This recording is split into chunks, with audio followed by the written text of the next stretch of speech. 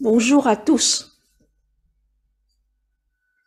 bienvenue à notre session de partage. La Société théosophique vous propose une trilogie. Aujourd'hui, c'est la première session qui s'intitule Le temps cyclique, les ères du cycle d'évolution, leur périodicité. Puis le deuxième volet traitera ce sera au mois prochain, ce sera excusez-moi, il y a un problème aussi de lunettes. Alors, en février, on va parler de l'introduction aux airs, c'est-à-dire avec plus de détails, avec les yogas, que l'on connaît déjà seulement par nom.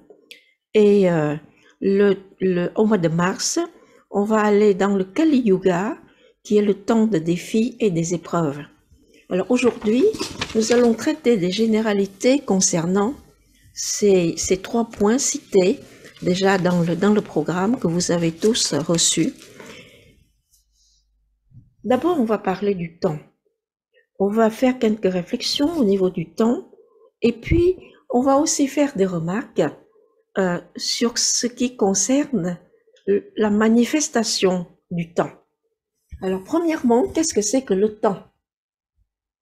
On vit, nous tous, on est dans le temps, c'est-à-dire qu'on ne peut pas, on est prisonnier du temps.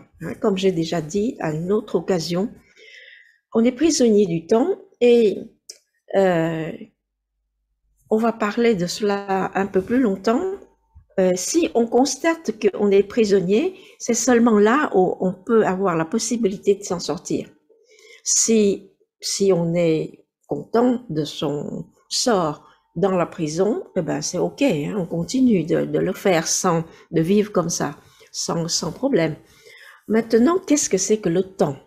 Est-ce que vous avez eu le temps de réfléchir, de donner quelques réflexions à ce niveau, ou bien tout simplement, on continue ce que on fait avec beaucoup on fait en général avec beaucoup d'inconscience, c'est-à-dire qu'on on vit dans le temps, mais on n'est pas conscient du temps dans le sens vrai du mot. On est seulement happé par le temps chronologique qui nous dit il faut aller au bureau à telle heure, ou bien il faut se lever à telle heure, on a des obligations à accomplir à telle heure ou à telle date. Et puis on est aussi prisonnier du temps psychologique, parce qu'on ne vit jamais dans la réalité de la durée des choses, s'il y a une durée réelle. Donc, au niveau donc chronologique, on est inconscient. Au niveau psychologique, on est aussi plus ou moins inconscient. On réalise seulement quand on dit si c'est trop long ou si c'est trop court. Et quand on vit l'événement, on est complètement dans l'ignorance de l'événement lui-même. Alors donc, qu'est-ce que c'est que le temps? Quand on réfléchit, on dit mais le temps c'est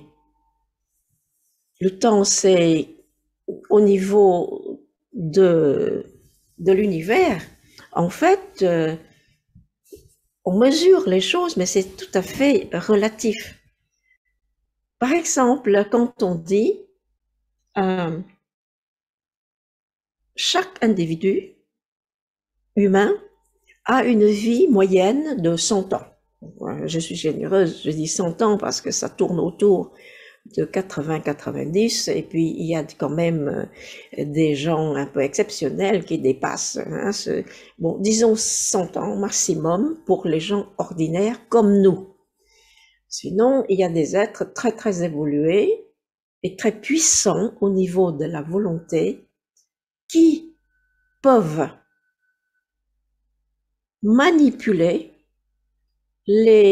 au niveau de la matière pour que la durée de vie dure plus longtemps. Mais ça, on ne parle pas de ces gens exceptionnels, on parle de la moyenne des gens, c'est-à-dire la moyenne de l'humanité qui concerne nous-mêmes. C'est beaucoup plus intéressant que de rêver avec des exceptions qui existent. Hein, il ne faut pas nier, il existe. Alors donc, dans l'espace de 100 ans, on dit qu'on a une vie de 100 ans. Et puis après, la naissance, le développement, la vieillesse, la décrépitude et la mort. Et c'est fini. C'est fini pour des gens, je dirais, habituels de l'humanité. La mort, c'est la fin des choses. Ou bien, on tombe dans le fossé des superstitions. Hein, on dit, voilà, il y a plein de gens qui croient encore à l'enfer, au paradis, etc. Il faut redéfinir ces termes pour développer le mental, pour ne pas tomber aussi dans le piège des répétitions et des images toutes faites, des idées préconçues, et à part cela, tomber dans une peur collective. On ne peut pas nier que à notre époque, il y a encore beaucoup de personnes qui croient encore à la damnation éternelle, etc. On ne va pas rentrer dans ces négativités. Mais je veux dire par là que, donc, dans l'espace de la durée d'une vie, qui est à peu près 100 ans, eh bien, on naît, on grandit, on mûrit.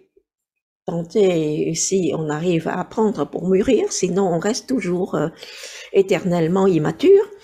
Et bon, donc on mûrit, on vieillit, la décrépitude vient et on meurt naturellement parce que toute chose qui est née est destinée à la mort. Toute chose qui est composée est destinée à la décomposition. Cela, c'est une loi inévitable. Alors donc, est-ce que dans cet espace de temps, la première question que l'on pose déjà, est-ce qu'on est conscient? Quand je dis conscient, je ne veux pas parler de la connaissance théorique, n'est-ce pas? Si je dis oui, je sais bien, le temps chronologique dans l'univers, c'est une sorte de mathématique, donc conventionnelle, et au niveau aussi humain, c'est conventionnel. Hein, si on vit sur Mars, c'est différent, sur Jupiter, c'est différent, la mesure, c'est différente. Mais donc, tout cela, on le sait théoriquement. Je dis que chacun qui a un minimum d'instruction sait cela, n'est-ce pas? On ne tombe pas dans le biais des choses comme le temps, comme quelque chose d'absolu. On sait que c'est convention, c'est une sorte, hein, c'est défini, c'est une définition conventionnelle pour pouvoir vivre ensemble. Comme notre nom, notre prénom, c'est une convention qui est établie, entérinée par ce qu'on appelle la tradition, entre guillemets, et puis on continue et on croit qu'une fois qu'on a un nom, un prénom, on est celui-ci ou celle-ci. Mais alors, si on croit, c'est très très ferme, on n'arrive jamais à découvrir notre propre nature. Il est de même pour le temps. Si on croit une fois pour toutes, pour avoir la paix de l'esprit, en fait, c'est une paresse mentale.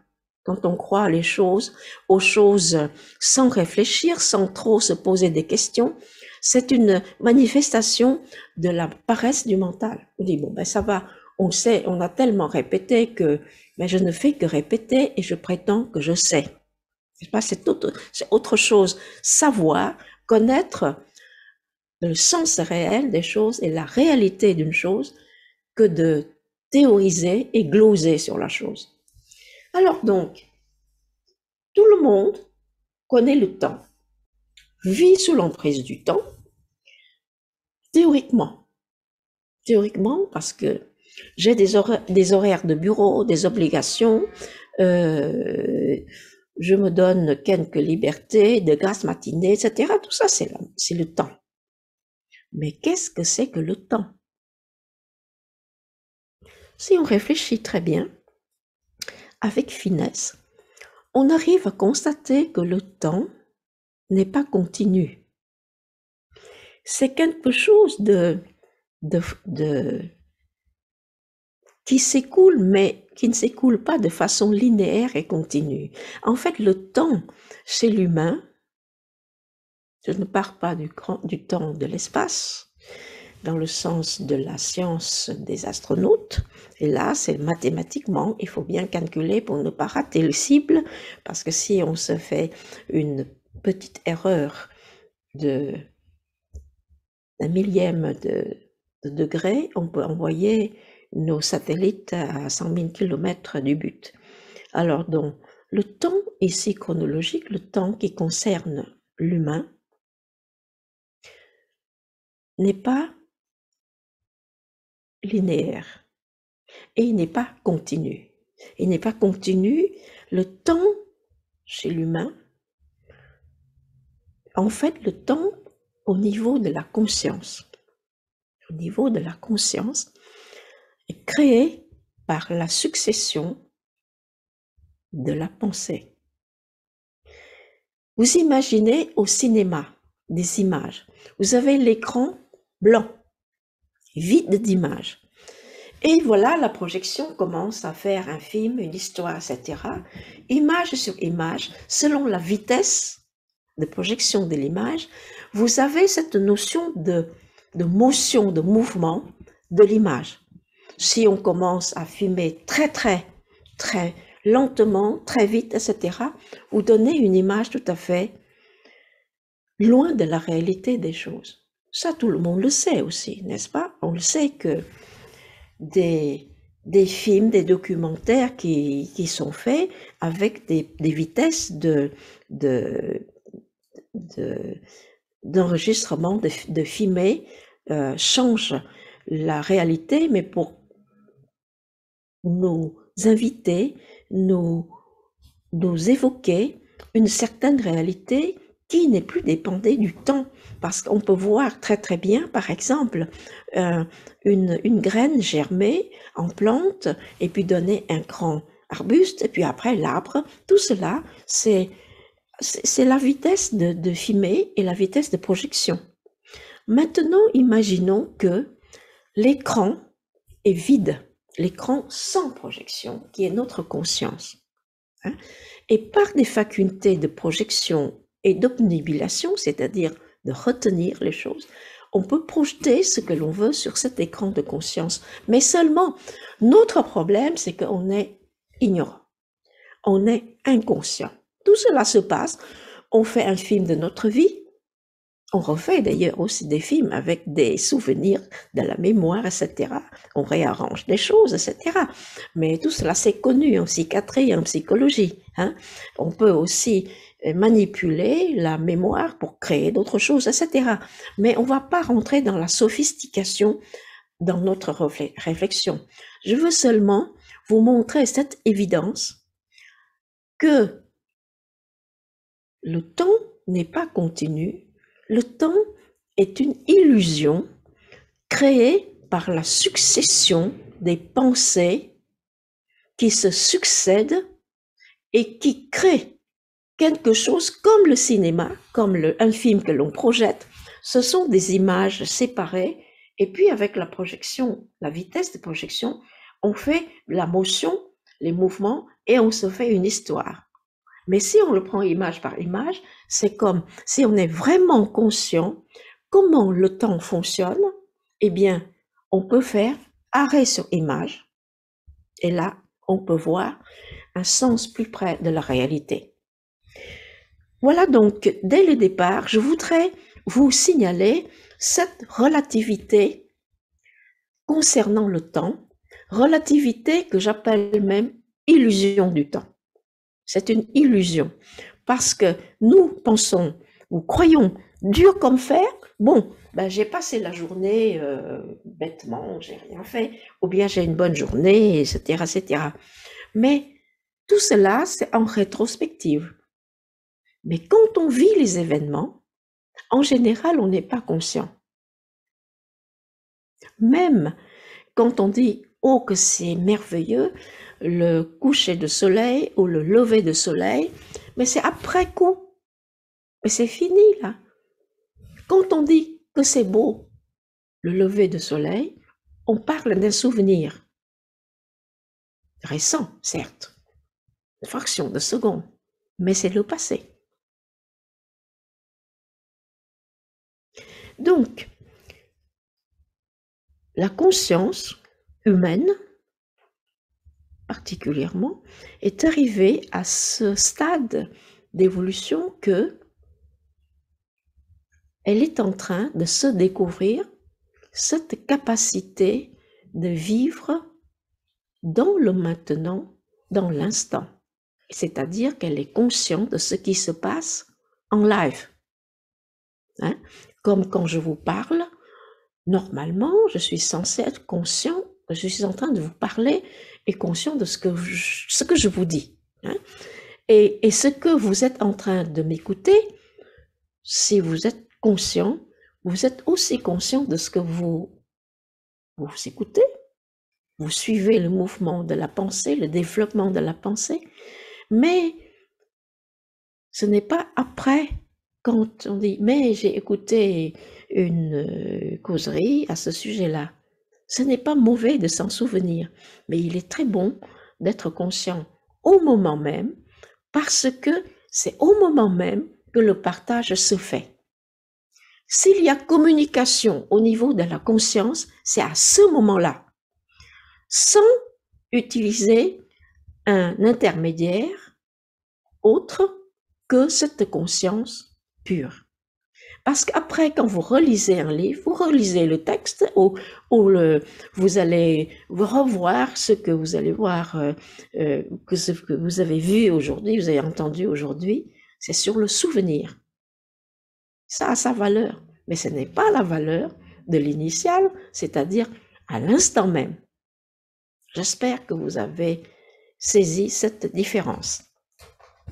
Donc, le mental rentre en jeu immédiatement quand il y a cette question de temps qui nous pose problème, parce qu'en fait, le temps, c'est les barreaux invisibles de notre prison. Hein? Donc, alors, le mental, il rentre en jeu, et du moment où il a saisi quelque chose, il va spéculer sur la chose. Il y a beaucoup d'ouvrages qui ont été écrits sur le temps, sur les choses, des réflexions, tout. Je ne donne pas de jugement ici. Je veux seulement mettre en évidence qu'il y a ce décalage entre le réel et le souvenir. D'accord? Donc, s'il vous plaît, gardez cela dans votre esprit à chaque fois que le temps est concerné, à chaque fois que l'on parle du temps, que l'on discute du temps, etc., etc. Je dois mettre quelque chose parce qu'il fait chaud ici quand je parle. Alors, donc, ça c'est la première partie, une réflexion générale concernant le temps. Maintenant, il y a un deuxième élément. Vivons dans la prison du temps. Il y a une relativité qu'il faut respecter, n'est-ce pas? Et la première des relativités, c'est que c'est très, très idiot, mais nous avons un corps physique, il faut bien le nourrir. Nous ne pouvons pas dire, ben, c'est l'illusion, je veux pas m'en occuper, je m'occupe seulement de la réalité. Eh ben, très vite, le corps physique, il va dépérir, et il n'y a plus personne pour s'occuper de la réalité. Donc, chaque niveau de conscience a ses règles, ses valeurs qu'on doit respecter si on veut évoluer dans ce niveau de conscience de façon plus ou moins acceptable. On ne va pas exagérer pour dire oui, je vis ici, donc il faut manger et on va tous devenir des problèmes, des malades de la nutrition. Hein. Donc tout cela, on sait parce que c'est le bon sens, etc. Bon, alors dans chaque niveau de conscience, c'est-à-dire que chaque niveau d'existence a ses propres règles, mais tout le monde, toutes les règles, n'importe quel niveau de conscience et de plan d'existence obéissent à la loi universelle du karma. Ça, on a parlé dans un autre contexte. Et certainement, on va revenir constamment, puisque c'est la loi universelle qui nous régit tous, nous, l'univers, tout ce qui existe. Alors donc, La deuxième chose dont je dis, c'est il faut pas oublier qu'à chaque niveau de conscience veut dire plan d'existence, à chaque niveau de conscience, à chaque plan d'existence, il y a des règles inhérentes à ces niveaux, à chaque niveau. Et quand on veut vivre de façon décente, correcte, acceptable à chacun des niveaux, il faut respecter les règles. N'est-ce pas? Bon, alors, ça, je parle du corps physique. Je parle peut-être aussi de, sur le niveau humain, au niveau sociétal, on ne peut pas vivre sans argent. Ou bien il faut inventer une autre façon, une stratégie pour soi-même, parce que ce n'est pas universel. Bon, il y a des inventions qui disent on va pas faire l'argent, on va faire des systèmes de sel, par exemple, des échanges, systèmes de troc, et puis que bon, ben, pourquoi pas? Je ne critique pas, c'est possible à une échelle locale. N'est-ce pas? Et localement, pourquoi pas? On peut les favoriser. Je ne sais pas, je suis pas passée par cette expérience-là personnellement, mais théoriquement, quand je regarde les reportages et je lis des écrits, je pense que c'est possible à un niveau local. Parce qu'on s'invente des règles localement et on applique localement. Bon, maintenant, donc, à chaque niveau, à chaque règle, mais à un niveau un peu supérieur, c'est-à-dire au niveau terrestre, l'argent ne peut pas encore être éliminé. Parce qu'on a essayé de faire sous forme de virtuel, etc. Mais ça va nous retomber sur notre figure bientôt et ce sera le coût à encaisser. Et en fait, le bon sens doit nous orienter. Le bon sens et l'éthique aussi, parce que tout système qui favorise la spéculation pure doit être éliminé de la vie humaine pour que la vie humaine retrouve sa dignité. N'est-ce pas? Alors donc, chaque niveau de conscience, chaque plan d'existence possède ses propres règles de fonctionnement et nous devons respecter ces règles si nous voulons vivre dans ce niveau-là, sur ce plan, avec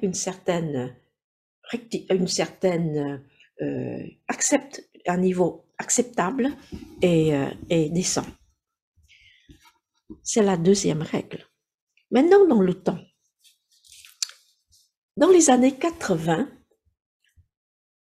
il y a beaucoup d'ébullition dans la communauté intellectuelle, académique, au niveau mondial. Tout le monde s'excitait pour dire « Ah, mais oui, mais tout revient, c'est cyclique. Vous voyez bien qu'on va avoir vers la catastrophe parce que telle année, il y a une catastrophe, etc. » Mais ici, on combine la cyclicité et la périodicité comme loi dans un certain contexte et qu'on applique notre paradigme pessimiste, évidemment. On invente des catastrophes, hein, à votre volonté. Hein, vous allez faire des calculs. Et si on est trop gâté dans notre civilisation occidentale, nos choses, on a du temps libre, on ne sait pas quoi faire, on s'amuse de toutes sortes, de plus ou moins sainement, et on peut prendre un papier et on dit, mais on va découvrir la périodicité, la cyclicité des catastrophes, et on va inventer des choses, et voilà, il y a une polémique, et tout le monde s'amuse avec ça. Eh bien, le temps, il est cyclique, c'est certain. Mais ce n'est pas dans le sens que l'esprit humain limité,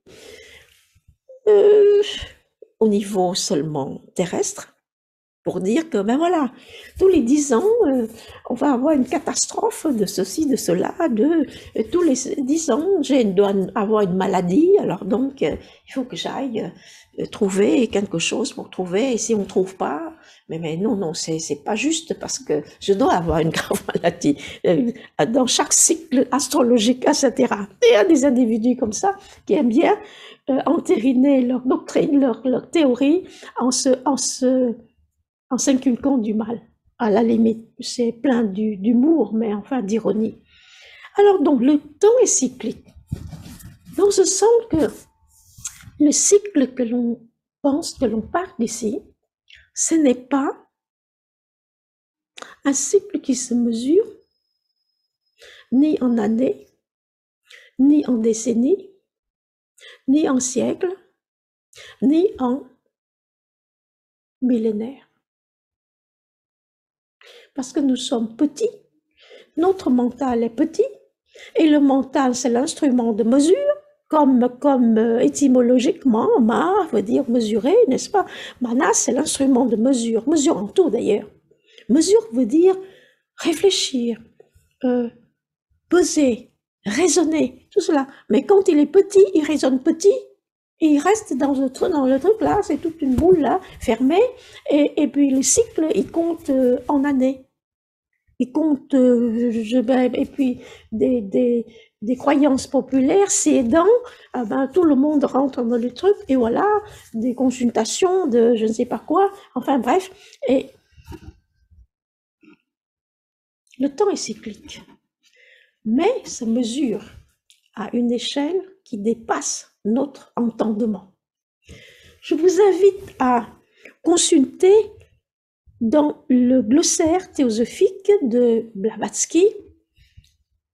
Et si vous ne l'avez pas, s'il vous plaît, achetez ce livre, ce serait pour votre vie.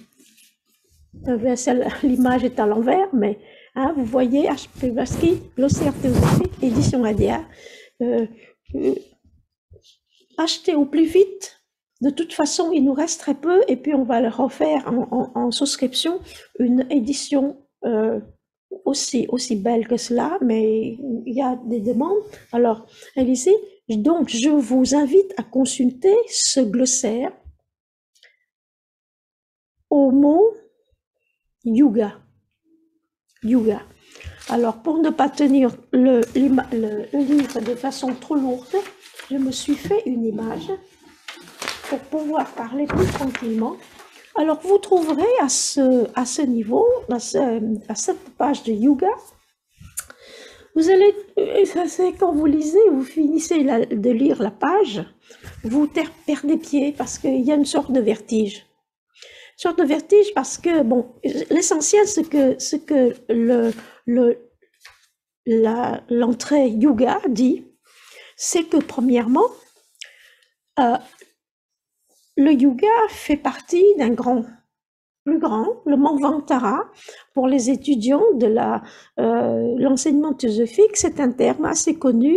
Le Manvantara, on dit que c'est la manifestation, c'est un cycle de manifestation qui part de peut-être la conscience une, arrive à des multitudes de formes, etc. On ne va pas rentrer dans le détail.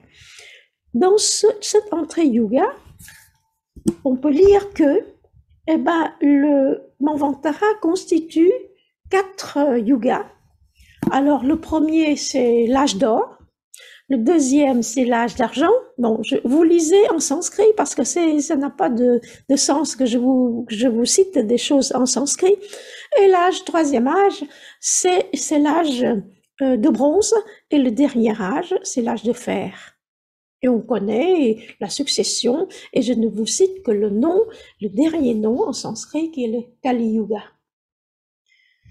Kali Yuga, le mot Kali veut dire noir, tout ce qui est pas bien, etc., mais dont on traduit par l'âge noir, l'âge de fer, c'est la fin de quelque chose, c'est la fin du Manvantara.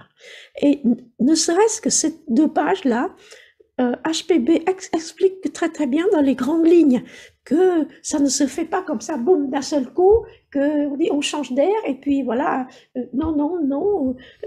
Elle dit que bon, chaque yoga dure combien, et puis elle dit, une année céleste équivaut à 360 années terrestres. Alors, tout ce qu'elle explique, c'est en années célestes. Alors, à la fin, le Kali Yuga, je vous fais grâce des autres âges parce que vous allez les lire. Hein. Alors, donc, le Kali Yuga, on dit, dure 1000 ans célestes. 1000 ans célestes. Il faut multiplier par 360 pour faire grosso modo. Et puis, elle dit aussi que précédant cet âge-là, il y a un âge de transition.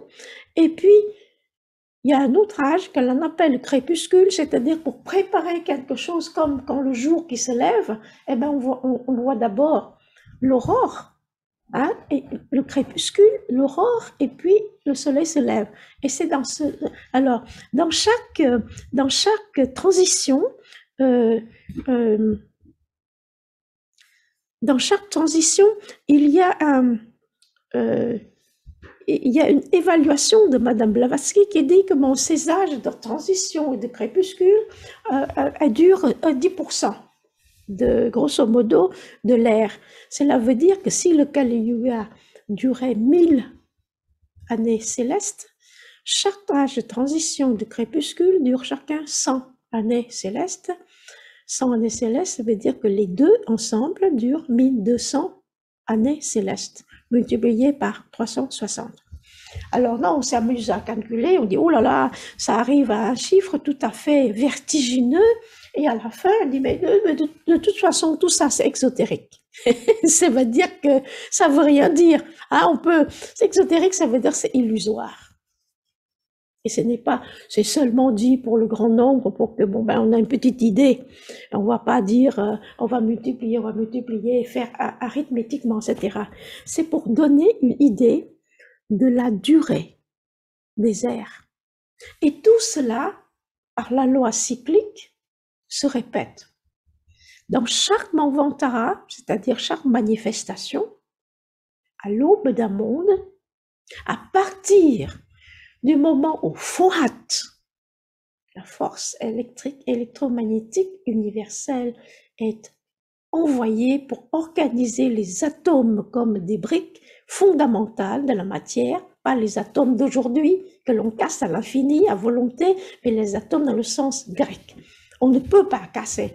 Alors donc, à partir de ce moment-là, un Manvantara, une manifestation, va commencer. Il commence. Et à partir de ce moment-là, l'âge d'or, l'âge d'argent, l'âge de bronze et l'âge de fer. Nous ne savons pas combien de Manvantara on a fait. Hein? Deuxièmement, dans cette loi cyclique-là, à force de lire et d'être enseigné, on sait qu'on est dans le Kali Yuga. Mais avec quelle échelle de temps? Céleste, terrestre? Madame Blavatsky a essayé d'expliquer, mais voilà, des fois aussi, on se dit qu'elle s'en met dans ses pédales, excusez-moi l'expression très populaire. Elle a commencé à expliquer que, bon, ceci équivaut à 1/1000 de cela, et puis finalement, quand on vérifie mathématiquement, on dit, mais il y a un problème. Bon, alors je vous laisse vous amuser à trouver le problème et de le résoudre. Je ne vais pas le faire passer notre temps ici. Lisez cet article parce que ça élargit notre mental qui est souvent étriqué. On dit voilà, on vit ça 100 ans et puis il faut penser à sa retraite et puis ceci, cela. Et zut, arrive un moment où vie après vie, on arrive au moment où on dit est-ce que j'ai une retraite ou pas? Voilà, bon, c'est pas une critique, hein. C'est pour m'amuser que je dis ça. Et puis arrive un moment où on dit mais oui, mais il faut tout recommencer, hein. Tout recommencer. Peut-être que c'est pas la même forme sociétale comme maintenant, mais conscient au niveau de la conscience humaine, on recommence. Hein. Peut-être qu'on va pas étudier parce qu'on évolue très vite. Il y a une locomotive au niveau de la conscience qui entraîne tout le monde. N'est-ce pas? C'est comme ça que ça marche. Et donc, tout le train de l'humanité suit comme des wagons et puis suit cette locomotive. On va bénéficier de cette évolution, ce progrès extraordinaire. La prochaine fois, quand on revient, eh ben, on ne doit pas commencer à 1, 2, 3, 4, 5, 6. De toute façon, ça va perdre d'ailleurs. Hein. On sort la calculette et en fait, c'est très très vite maintenant avec d'autres algorithmes qui nous aident à résoudre des équations extraordinaires. On ne va pas encore maintenant gratouiller à chercher comment on va faire pour résoudre les intégrales, etc.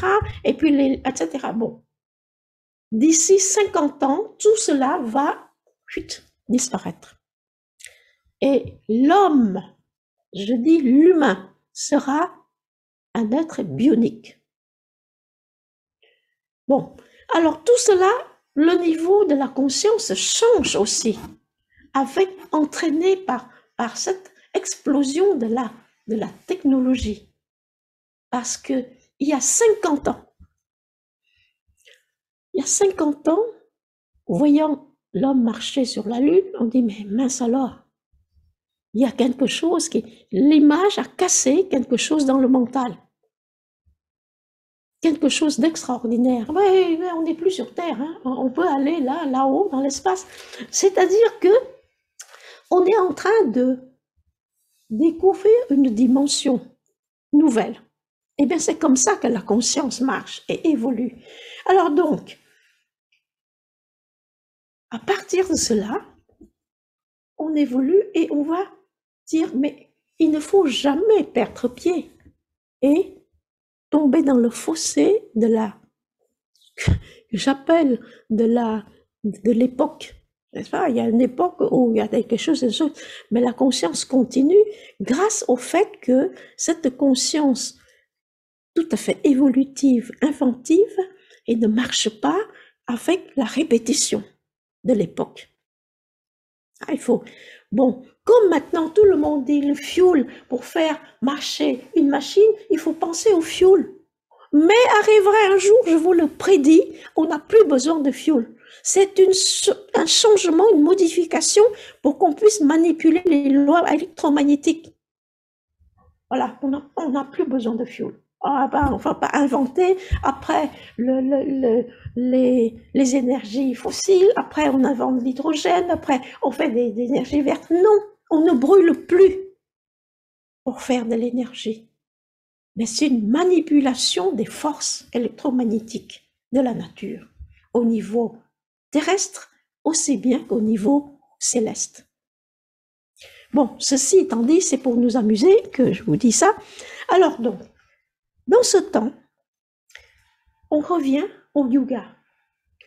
Il y a 4 yogas, hein, comme on dit, vous allez lire avec des thèmes sanskrit qui donnent une illusion d'être très très érudit, savant, mais ça change rien, parce que c'est au niveau de la conscience que vous l'appelez un croissant ou un yoga, c'est pareil, si vous comprenez la chose, dans la chose même.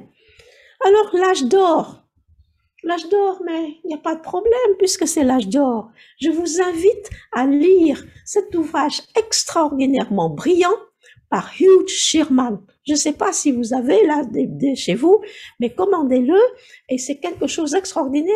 C'est un bonhomme irlandais qui est un journaliste théosophe très longtemps. Il écrit des petits bouquins, mais qui illuminent des idées tout à fait théoriques et tout à fait d'ordre holistique et qui élargit la conscience à travers une écriture simple. Il décrit ceci, Hugh Shearman.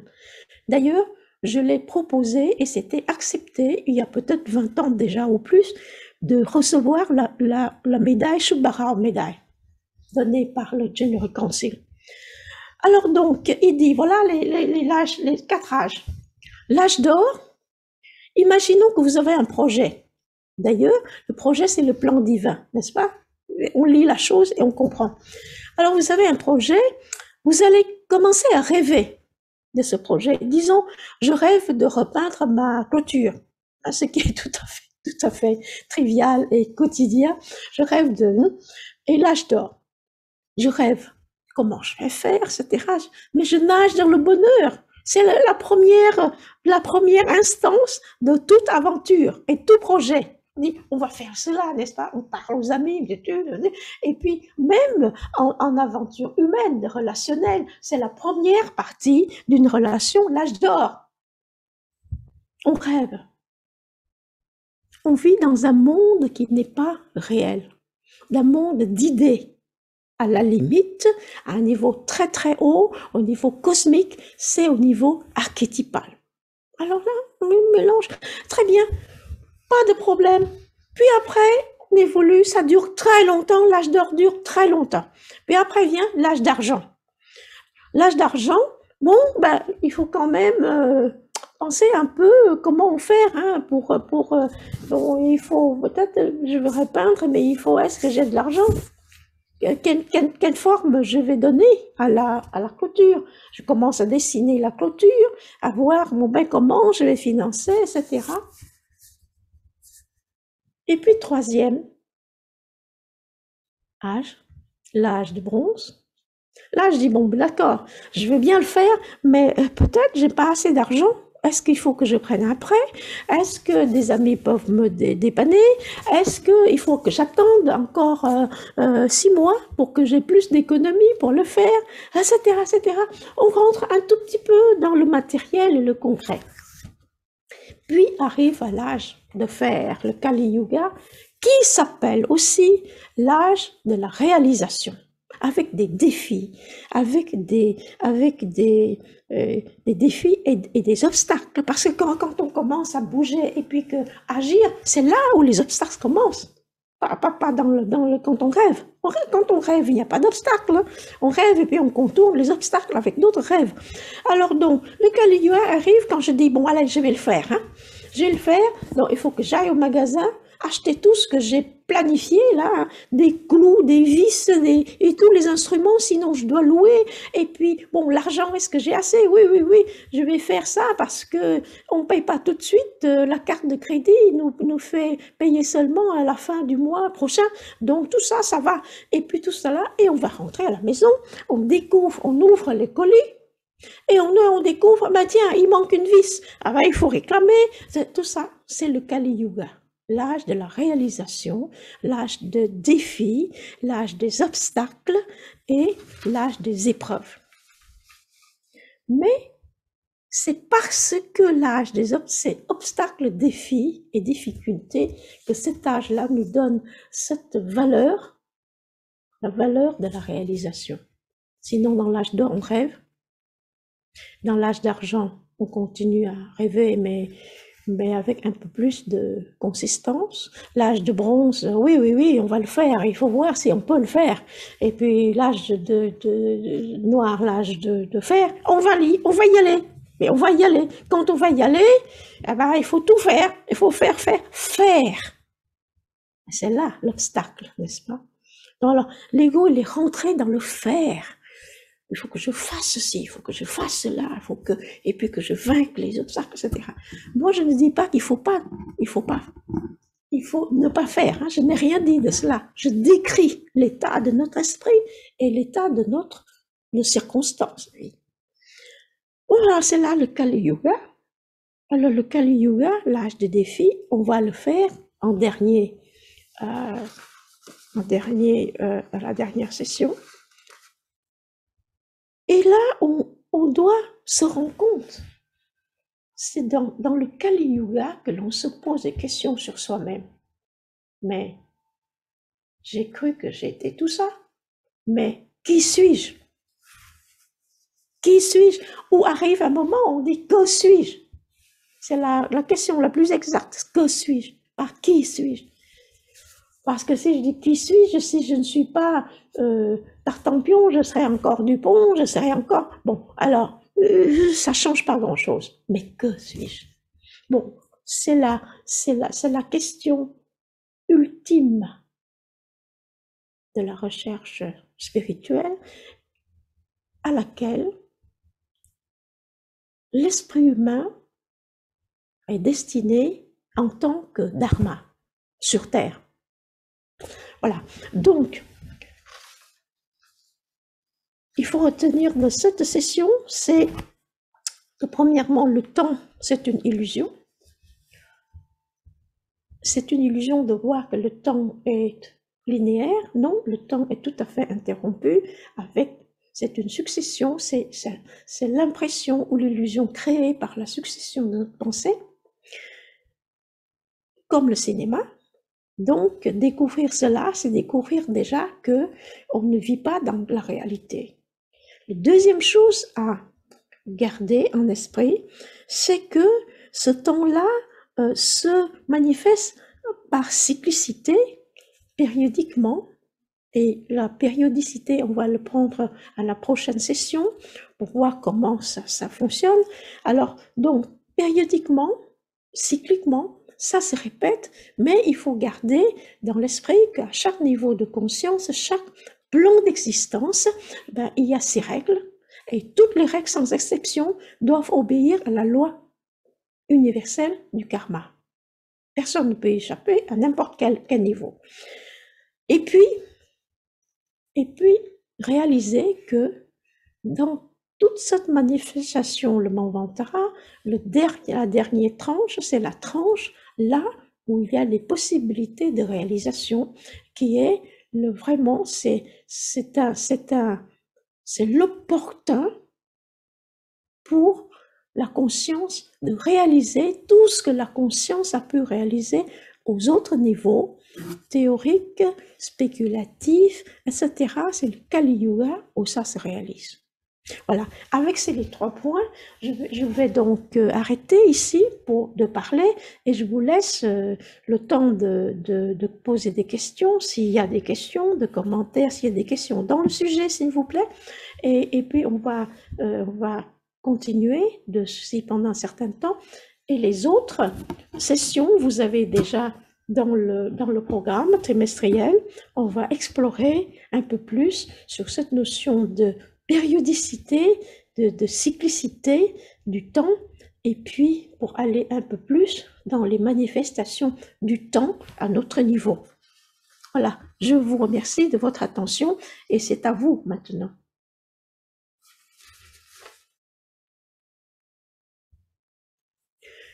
Il y a une question qui dit, s'il n'y a pas de pensée, il n'y a pas de temps. Si, le temps existe toujours, mais il n'y a personne là pour être conscient. Donc, s'il n'y a personne qui expérimente la chose, bon, la personne peut conclure que le temps n'existe pas, mais elle-même, elle n'existe pas. Alors, où est la question?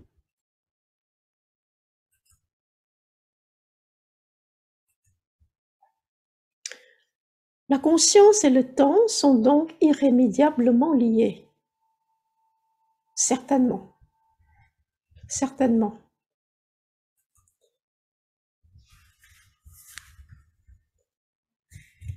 La conscience, je dirais que c'est la conscience qui donne une réalité factice au temps. Je parle de la conscience humaine, bien entendu. Parce que pour avoir la conscience du temps, mais en tant que vraiment de conscience, hein, cette sensation des choses, eh bien, votre chat n'a pas la même conscience. Elle a la conscience quand elle a faim. Le chat, il a conscience du temps quand il a faim, c'est tout. C'est à travers un événement qui est conscience du temps. C'est-à-dire qu'il ne dit pas j'ai mangé depuis longtemps, mais il a seulement j'ai faim, je cherche la nourriture. Il ne dit même pas je. Il y a la faim, je cherche la nourriture. Mais seuls les êtres qui ont la capacité de penser peuvent mesurer le temps. C'est parce que les deux choses sont liées avec l'instrument qui est Manas.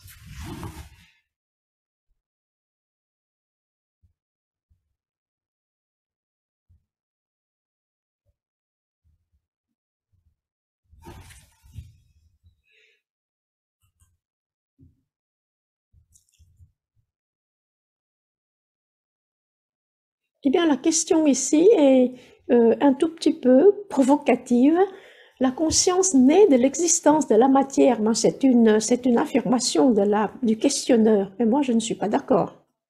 Parce que la personne pose déjà une affirmation avant de poser la question. Alors, elle dit, la personne qui pose la question dit, la conscience naît de l'existence de la matière, point. Sans matière, la conscience n'a pas de sens. Ah ben non, vous avez posé la question et vous répondez vous-même. Alors, où est votre question? Il faut supprimer une première partie de votre question pour que votre discours là, pour que votre question ait une valeur. Parce que sinon, vous avez déjà répondu à votre question. La question, c'est sans matière, la conscience n'a pas de sens, n'est-ce pas? Et en premier lieu, vous avez déjà dit, la conscience naît de l'existence de la matière. Ben, je m'excuse, mais non. Il y a un ouvrage qui est extraordinairement brillant, je vous recommande, mais il faut vraiment s'y accrocher, hein. C'est du costaud. Il s'appelle Intelligence came first. Mais c'est traduit, c'est traduit. Christa, tu tapes s'il te plaît en anglais déjà, le temps que je retrouve l'auteur. Leslie Smith. Leslie Smith, c'est le nom de famille, c'est le mari de d'une des précédentes présidents de la Fédération européenne, Madeleine Leslie Smith. Et son mari a écrit cet ouvrage-là en anglais qui s'appelle Intelligence Came First. Leslie, tu peux taper? Oh, hello! Oui, je cherche le titre exact. Désolée, dans le catalogue. Intelligence Came First. Ça, c'est Oui, mais en anglais, oui. En anglais. Et son nom, c'est Leslie Smith, mais le nom, c'est... Attends. La traduction, c'est l'antériorité de l'intelligence. Traduit par l'amiral Patou, d'ailleurs. L'antériorité de l'intelligence. Tu veux bien taper? En français et en anglais. Et le deuxième en français, c'est par les éditions Adière. Et l'autre, je pense aussi que c'est Adière International. Lester Smith, not Leslie, Lester Smith. Et ça, c'est en français. Et tu peux aussi taper le truc en anglais pour les anglophones, si tu veux. Ça s'appelle Intelligence Came First.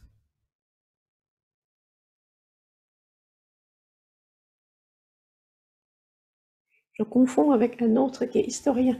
Bon, alors donc, voilà, c'est exactement ça. C'est bon, vous avez noté, je prends une autre question. Dans la conscience pure, il n'y a donc plus de temps. Et le mental, l'observateur est-il la source du temps? Et quelle différence faire entre le temps et la durée? Très bien, je vais prendre déjà petit à petit chaque partie. Dans la conscience pure, il n'y a donc plus de temps. Mais non, normalement non. Mais non, quand la conscience est pure, elle existe de l'état pur et on vit au l'état pur de la conscience, on est hors du temps. Parce qu'en fait, tout, à la base du Manvantara, n'est-ce pas, c'est la conscience. Il y a quelque chose qui doit exister en deçà de la manifestation. S'il y a quelque chose qui existe de ce sens-là, on peut nommer que la conscience. Au lieu d'appeler Dieu, etc., etc. La conscience une qui est le divin, qui on peut parler, mais c'est encore quelque chose de... C'est l'aspect non manifesté du divin. Alors, donc la question dit, quand la conscience, dans la conscience pure, il y a donc plus de temps. 3 points de suspension. Ma réponse est normalement non. Dans la pure conscience, non. Et la question continue, et le mental? Est-ce qu'il y a donc plus de mental? Eh ben, un mental, on a un peu déjà, un peu dégradé déjà. De temps en temps, ce mental peut s'élever, se sublimer à un niveau où on ne peut plus l'appeler mental. On arrive à un niveau de l'intelligence universelle qui est toujours à niveau de la conscience. Mais c'est un temps qui est autre. Mais il n'y a pas la sensation du temps. La sensation du temps, c'est le défilement des pensées successives qui donnent l'illusion de ce temps continu. Mais à la conscience pure, il n'y a plus d'image de succession, donc il n'y a pas de conscience de temps. Et dans le mental pur, qui est pareil, conscience pure, c'est pareil. Alors, l'observateur est-il la source du temps? La question suivante est, l'observateur est-il la source du temps? L'observateur est celui qui constate. Il n'est pas la source. Seulement, il constate qu'il y a ce constat, cette observation, qu'il y a quelque chose qui se passe qu'il appelle le temps, il est prisonnier, il est peut-être pas d'accord de dire qu'il est prisonnier, mais il constate cette succession des choses que j'appelle le temps. Et l'autre question qui se suit, c'est et quelle différence faire entre temps et durée? Temps et la durée, c'est la même chose. C'est l'esprit humain qui imagine ces deux termes en différence. Du moment où on dit le temps existe, la durée existe aussi.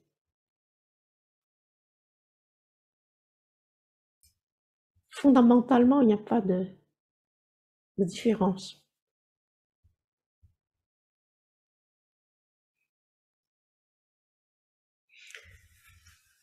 Il faut aussi être intelligent quand on lit des choses parce que des fois, les mots sont contradictoires. Dans la traduction de l'estance de Dion, qui forme le squelette de la doctrine secrète, à un moment, dès les premières instances, il dit, eh bien, le temps n'existait pas parce que tout le temps s'endort dans la durée, n'est-ce pas? Et cette durée-là, il ne faut pas la confondre avec la durée à notre niveau. Nous, la durée, c'est 1 heure, 2 heures, 3 heures, 3000 ans, tout ça, c'est la durée. Hein. Mais la durée des stances de Zion, c'est, il faut le dire, l'éternité. Mais comme on dit l'éternité, on fait rentrer cette notion tout à fait spéculative, intellectuelle. Ce qui est éternel, ce qui n'est pas éternel, ce qui est temporaire, ce qui est éternel. C'est pour cela que c'est traduit par durée. Mais en fait, il faut comprendre avec un niveau d'intelligence supérieur, c'est que cette chose-là qui dure, qui ne dépend pas du temps. Parce qu'à partir de cette chose-là que le temps va naître avec la manifestation.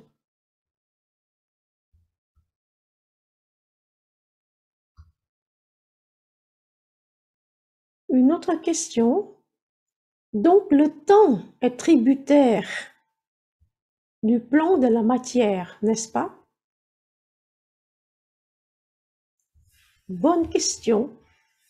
J'ai tendance à dire oui. J'ai tendance à dire oui parce que, en fait, la matière est qualifiée par le mouvement. La matière est éternelle seulement quand elle est en mouvement. Et tout mouvement introduit la notion du temps. Donc, dans cet ordre d'idées, je suis tentée de dire oui, le temps est dépendant de la matière et de son mouvement. Ça, c'est important, ça. Je n'ai pas seulement la tendance, je confirme. Je pense, je confirme que le temps dépend des mouvements de la matière.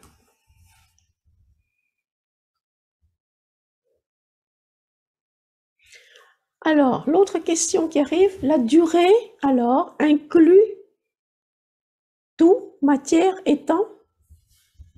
Ben, je disais tout à l'heure qu'il faut redéfinir le niveau de la durée. La durée, quand on parle de durée et le temps, c'est pareil. Et quand on dit mouvement de la matière, ce n'est pas le temps, mais c'est le mouvement de la matière qui induit, pas qui inclut, qui induit la notion du temps. Maintenant, la durée, c'est quelque chose, je dirais, d'accessoire dans cette histoire. C'est pour cela que je dis qu'il faut se méfier des termes, parce que dans les stances de Dion, Madame Blavatsky, enfin, on a traduit par le mot, par durée. Duration, mais elle a écrit ça, mais en fait, la durée, il s'est lié au temps. C'est difficile on peut pas utiliser l'éternité parce que c'est une notion aussi presque spéculative et d'ordre intellectuel. Parce qu'on peut opposer déjà un opposé qui est éternel et non éternel, c'est-à-dire temporaire. Et donc, elle a duré avec un grand D, mais la durée dont on parle ici, durée et temps, ils sont pareils, ils sont liés.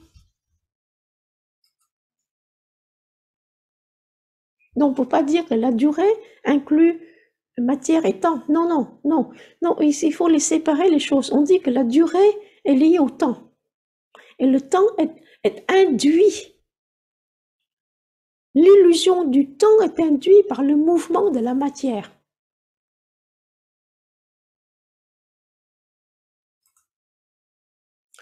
Selon moi, la question qui arrive là, selon moi, la durée n'est pas une illusion, mais le temps, oui.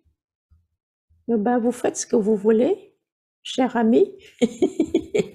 Vous définissez les termes comme vous voulez, mais je voudrais dire que s'il n'y a pas de temps, on ne peut pas lier à la durée, n'est-ce pas? Mais vous faites ce que vous voulez, en fait. J'essaie d'affiner les choses. Il y a une réponse qui, enfin, une salutation qui vient. Merci, salutation chaleureuse du Québec. Salut, Québec.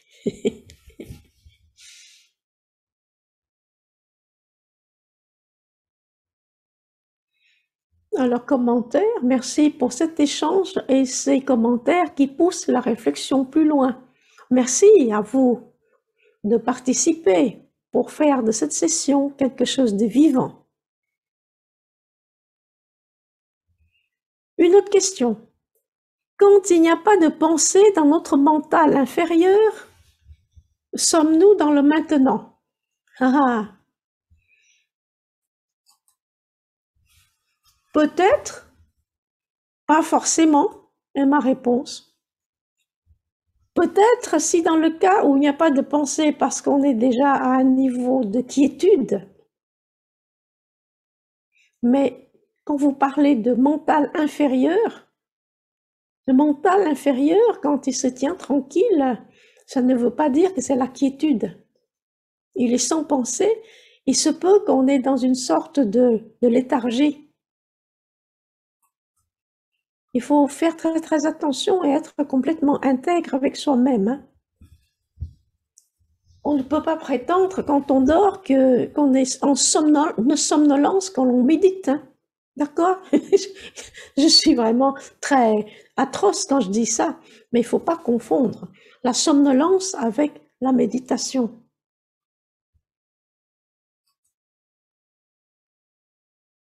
Donc, quand il n'y a pas de pensée dans notre mental, c'est-à-dire des pensées triviales plutôt, ou même organisatrices, etc., quand il y a absence de ça, on n'est pas forcément dans le monde maintenant.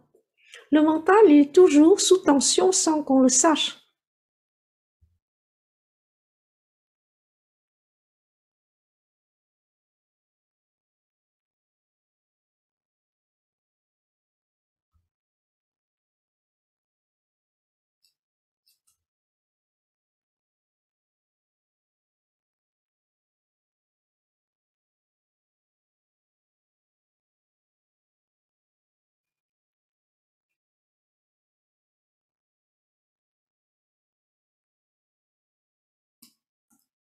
On est dans le maintenant quand le mental, enfin la conscience, n'est pas installé ou attaché à quelque chose. Donc le fait de l'absence de pensée ne veut pas dire que la conscience n'est pas attachée à quelque chose.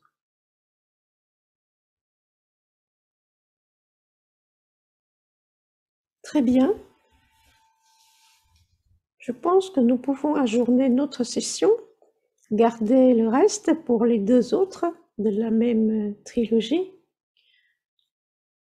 Je vous remercie de votre temps, de votre participation et je suis ravie que ce sujet a suscité un certain nombre de questions relevant, c'est-à-dire tout à fait dans le sujet.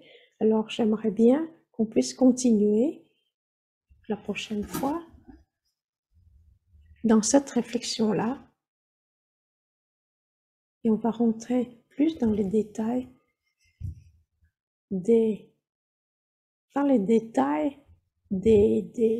je dirais un peu plus techniques, mais appliquées quand même à notre vie quotidienne pratique. Bien, je vous remercie infiniment et je vous souhaite la sécurité, la santé et beaucoup de bonheur. Au revoir.